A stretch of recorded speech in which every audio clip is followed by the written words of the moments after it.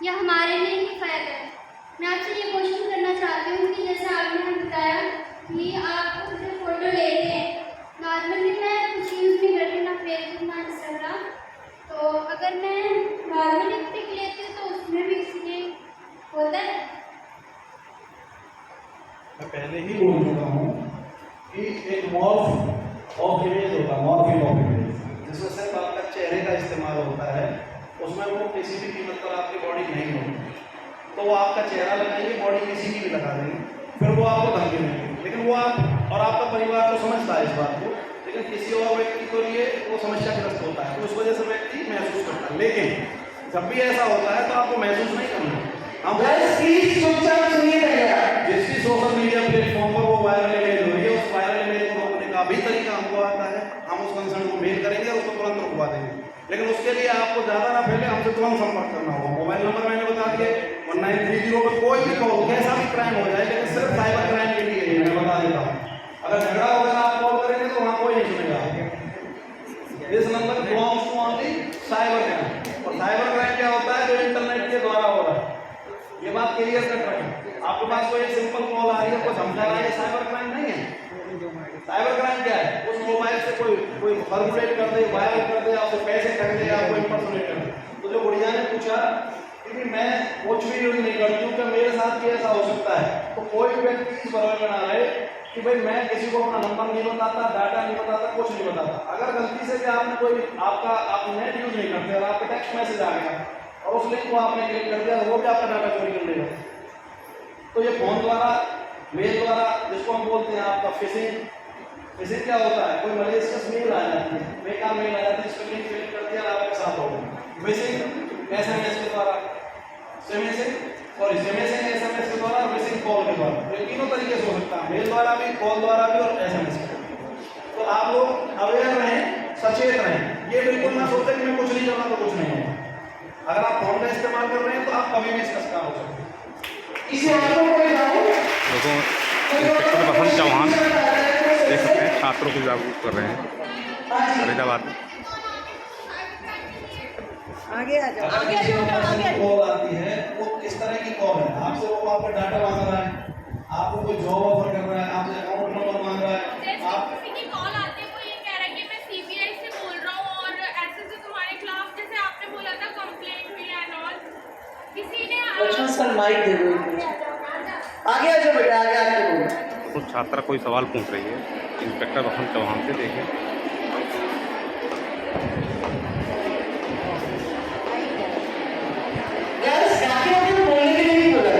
Sir जैसे किसी की कॉल आई है हमारे पास, तो वो ये बोलता है हमें कि मैं सीबीआई से बोल रहा हूँ और आपकी ना किसी ने कंप्लेंट करी है। बट वो ये भी कह रहा है साथ में कि हाँ मुझे पता है तुम बहुत अच्छे बच्चे हो, तुम स्टूडेंट हो, बस अच्छे से रहो, संभल के रहो। उसने एक बार करा, दैट्स इट। मैंने बोला ठीक है कोई बात नहीं। उसके बाद मैं थोड़ा नर्वस हो गई, रोने भी लगी थी, बट मम्मा ने कहा कि कोई ऐसी नंबर होगा, कोई बात नहीं। उसके बाद ना सर वो ना मैंने ना उसके बाद फिर कॉल नहीं आई। उसके बाद फिर थोड़े टाइम बाद फिर कॉल आती है। वो अंकल मुझे फिर डांटते हैं, मतलब कुछ बोलते हैं। फिर मैंने कहा अंकल मुझे ये तो बताओ, आप मुझे पर्सनली इस थाने में मिल रहे हो, आप कहीं पे भी मुझे बुला लो, मैं आपसे मिलके बात कर लेती हूँ। क्या आप मेरे टीचर से बात कर लो, किसी से बात कर लो। तो फिर जब भी उन्होंने कुछ नहीं बताया, देन फिर मैंने ना थोड़े टाइम तक कॉल नहीं आई। उसके बाद 1 मंथ बाद फिर कॉल आती है, फिर वो दोबारा से मुझे वही चीज़ समझाते हैं। मुझे ऐसा लग रहा है वो मेरे से बात करने की कोशिश कर रहे हैं। उसके बाद मैंने उनका नंबर एक पुलिस वाले को भी दिया था, मेरे अंकल लगते हैं वो, तो उन अंकल से बात करी थी। तो उन्होंने उनसे बोला कि नहीं कोई बात नहीं है, बस मैं इनको समझा रहा था आगे इन फ्यूचर के लिए। उसके बाद सर मैंने ना हार के नंबर ही तोड़ दिया। मैं आपको समझा रहा हूँ। कई बार क्या होता है कि आपका पीछा कर रहा है। पुराने जमाने में क्या होता था, कोई लड़का आपके कॉलेज के बाहर खड़ा है और आपको घर तक छोड़ने जाता है और आपके बीच रास्ते में आपको रोक रहा है। वो अब काम इंटरनेट पे हो रहा है। वो पहले क्या करते हैं, आपको साइबर स्टॉकिंग मैंने बोला, साइबर बुलिंग मैंने बोला, साइबर हरासमेंट बोला, ये साइबर बुलिंग का पार्ट है। साइबर बुलिंग जो है आपका साइबर स्टॉकिंग, पीछा करना, ये भी एक साइबर स्टॉकिंग का ही केस है। वो आपका पीछा कर रहे थे, हो सकता है कोई लड़का हो। साइबर स्टॉकिंग का केस है, वो आपको किसी भी तरीके से पीछा कर रहा है, लेकिन किसी एक सिंपल नंबर से आपको कॉल आ रही है, सिंपली आप अपने नजदीकी पुलिस स्टेशन में या वोमेन पुलिस स्टेशन में उसकी शिकायत कर सकते हैं। अगर वहां जाने के पश्चात पता लगता है कि ये साइबर क्राइम हो रहा है, तो वो अपने आप हमारे पास उसको भेज देते हैं या आपको भेज देते हैं। सिंपल सी बात है। लेकिन सिंपल एक कॉल आती है, अब कोई व्यक्ति आपको सीबीआई वाला करके फोन कर रहा है, तो वो ठगेगी हो सकती है। कोई लड़का भी ऐसा हो सकता है जो आपको परेशान करने की कोशिश कर रहा हो, तो ये साइबर स्टॉकिंग में आता है। तो 354D के तहत महिला थाने में अपराध है और हमारे पास 66 IT एक्ट के अंदर भी आता है। तो मैं एक सिंपल बात ये कह रहा हूँ कि ये आपके लिए तय करना बड़ा मुश्किल होता है कि ये साइबर क्राइम है या सिंपल क्राइम है। This is very difficult. तो आप अपने नियर बाई पुलिस स्टेशन को रीच करिए। हमने प्रत्येक पुलिस स्टेशन में साइबर डेस्क के नाम से एक डेस्क बना रखी है, जहाँ एक सब इंस्पेक्टर उसको स्टाफ दे रखा है। आप अपने नियर बाई पुलिस स्टेशन में सीधे भी जाएंगे तो भी आपको साइबर डेस्क मिलेगी। मेरे 32 जो पुलिस स्टेशन हमारे उसमें सभी में साइबर डेस्क है। वहाँ भी आपकी कंप्लेंट को फिजिकली लिया जा सकता है कि 3 पुलिस स्टेशन में आने की जरूरत बिल्कुल भी नहीं है। अगर वो सिंपल होगी तो वो थाने में ले लेंगे, साइबर क्राइम की होगी तो वो ले लेंगे। सिंपल सी बात। तो इसमें डिसाइड नहीं करना। दूसरी जो आपने बात कही कि आप मेरे से मिलकर बात कर लीजिए, दैट इज वेरी डेंजरस।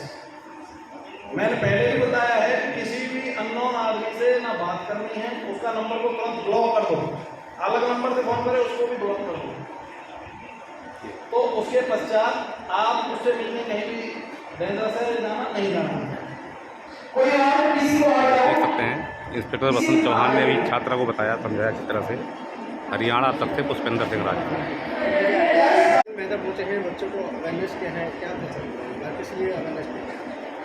हमारे माननीय सीपी साहब और DC हेडक्वार्टर साहब की तरफ से और MHO की तरफ से आदेश हुए हैं कि जो साइबर क्राइम अवेयरनेस डे है प्रत्येक मंथ के पहले बुधवार को मनाया जाता है, जिसमें हम राहगिरी का प्रोग्राम कॉलेज में जाकर या किसी स्कूल में जाकर या लोगों के बीच में जाकर हम उन्हें अवेयर करते हैं कि साइबर क्राइम होता क्या है, उससे कैसे बचें। ये उसी का पार्ट है और जिसमें आज हमने बच्चों को अवेयर किया। सर अभी आपने एक कुछ बताया था या TTP करके कुछ एक जरा बताएंगे शॉर्ट में जो है।